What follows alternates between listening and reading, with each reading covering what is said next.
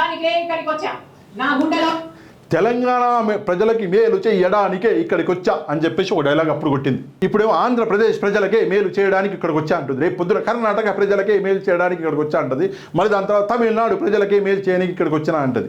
ఎక్కడ ఎవడు suit case ఇస్తే వాడికే మేలు చేయడానికి పోతుంది అక్క. అర్థం కాని విషయం ఏంటి అంటే మన ప్రజలు కూడా ఎడ్డోళ్ళలాగా అక్కడ నిలబడి అక్కకి జైలు జిందాబాదులు కొడుతున్నారు. మనిషి డబ్బు కోసం సంకల్ నాకొద్దు. ఇక్కడ జరిగేది అదే. ఇక్కడ చూడండి. ఆంధ్ర రాష్ట్ర ప్రజలకు వాళ్ళ హక్కులు కల్పించాలని రాజశేఖర రెడ్డి బిడ్డ ఈ రోజు తన పుట్టినింటిలో ఆంధ్ర రాష్ట్రంలో అడుగుపెట్టి మెట్టినింటిలో తెలంగాణలో అన్ని హక్కులు ప్రజలకు కల్పించింది ఈ రాజశేఖర రెడ్డి బిడ్డ.